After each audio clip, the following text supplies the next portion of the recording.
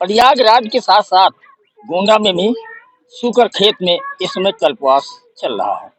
कल्पवास क्या होता है, इसका क्या महात्म है, इससे क्या लाभ होता है, हम यहाँ जीरो ग्राउंड से आपको दिखा रहे हैं।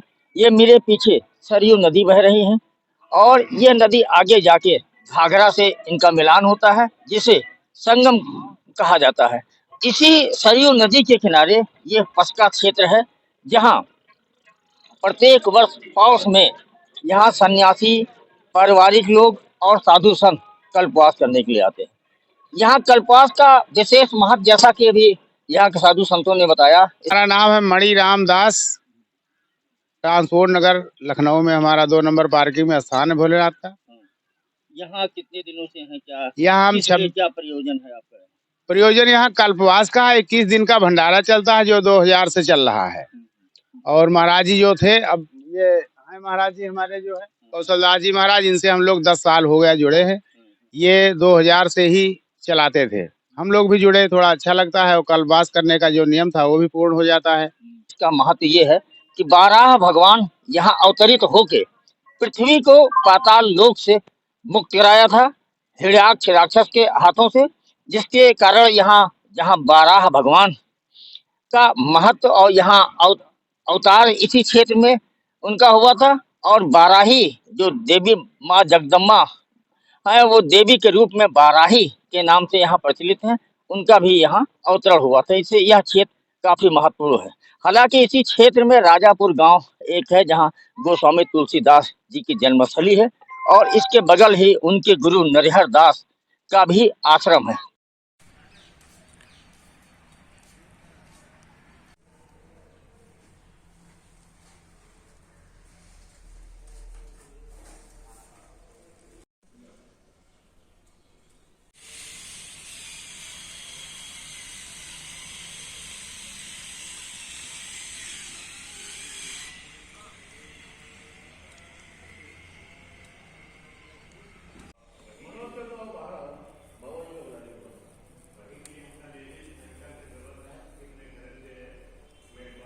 एक महीने का कल्पवास करते हैं, कुछ लोग 15 दिन का कल्पवास करते हैं।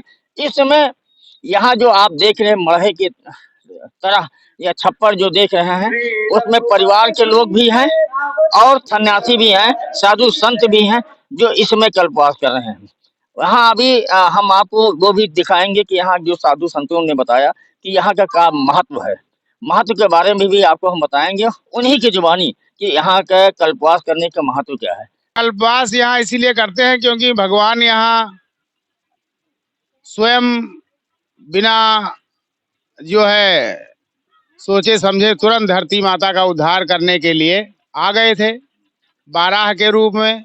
वही सभी लोग उनको दर्शनों के लिए आए थे। यही क्षेत्र पूरा क्षेत्र जुटा था। यही जी जी क्या मतलब हुआ? सूकर का मतलब 12 और सूकर और सुअर एक ही को कहते हैं, तो सूकर के रूप में आने की वजह से उनका सूकर पड़ गया। खेत मतलब सूकर खेत, यानी ये जो 12 के रूप में 12 छत्र हो गया, 12 का क्षेत्र, जैसे भगवान राम का है, हमारे भगवान कृष्ण का है, तो ऐसी ये उनका क्षेत्र है। और यहाँ का महात्म्य यही था कि ये त्रिमुहानी कही जाती थी। तो एक बांध के लिए हर साल कुछ ना कुछ होता है, लोग बैठ जाते हैं। धरने पर भी कई बार धरना प्रदर्शन भी हुआ, लेकिन उसकी कोई सुनवाई नहीं हुई। यहाँ एक अगर पुल भी लगा दिया जाए या कुछ भी कर दिया जाए तो ये संगम का महत्व भी बढ़ जाए और जैसे था वो हो जाए। कुछ लोग ये संगम के महत्व के लिए भी आना बंद कर दिए हैं, क्योंकि ये बयानबाजी तो हर साल होती है लेकिन कोई सुनवाई नहीं होती है। बात ये है। यहाँ जो आप लोग कल्पवास करते हैं, इससे क्या फायदा है, क्या है, क्या लाभ, क्या मान के चलते हैं? लाभ इसमें हमें धर्म का प्रचार करना है, अपने धर्म के बारे में बताना है, अपने सनातन धर्म से लोगों को जोड़ना है। और ये हमारी साधु परंपरा आज से नहीं आदि से रही है, उसे हमें संजोए रखना है। और इससे लाभ ही है, इससे हमें बहुत सी चीजें, बहुत से लोग जुड़ते हैं। अच्छा, यहाँ जब जो पारिवारिक लोग ही यहाँ कल्पवास करते हैं या सन्यासी भी करते हैं, साधु संत भी करते हैं, पारिवारिक भी करते हैं, जिसकी जिसकी इच्छा है। सरजू माता ने बहुत लोगों को मनोकामनाएं सिद्ध कर दी हैं, वो अपने उसके लिए आते हैं, करते हैं।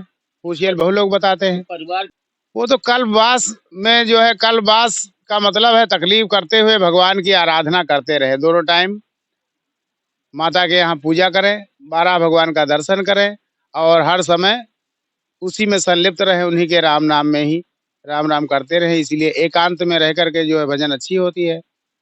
इसीलिए जो है आदमी का जो साल में एक मास का जो है महीना, ये ऐसा पावन भी है और समय निकालते हुए ये पर्व है। ये सब जगह है, वही वैसे यहाँ भी है। भाई यहाँ की सुविधाओं की दिक्कत है, जैसे शौचालय है, यहाँ नहीं है। अन्य मेलों में दुनिया भर की व्यवस्थाएं हो जाती हैं, डस्टबिन है, रखवा दें। अब हम लोग पत्तल फेंक, अब किसको किसको रोके? हम कहते हैं मत उठाओ, हम उठा लेते हैं, हम उठाते हैं, तब तक लोग फेंक देते हैं। तो दुनिया भर का छीछल इधर इधर उधर होती है, यही कारण है। जी। फिलहाल आप देख लीजिए, पिछले वर्ष की अपेक्षा इस बार तो साफ सफाई काफी दिखाई पड़ रही है। बताया यह गया है कि जिलाधिकारी 3-4 दिन पहले यहाँ आई थी और साफ सफाई को लेके काफी भड़की थी। सड़क पे जो गड्ढे थे उनको लेके भड़की थी, तो सड़क पे भी गड्ढे का काम, पटाई का काम हो रहा है। यहाँ साफ सफाई भी काफी हो गई। इसके बावजूद भी यहाँ के कुछ साधु संत इस सुविधा से, इस सफाई व्यवस्था से संतुष्ट नहीं है। उनका कहना है कि यहाँ जगह जगह डस्टबिन होनी चाहिए और प्रशासन की तरफ से और यहाँ व्यवस्थाएं होनी चाहिए। गोंडा से कैलाश वर्मा।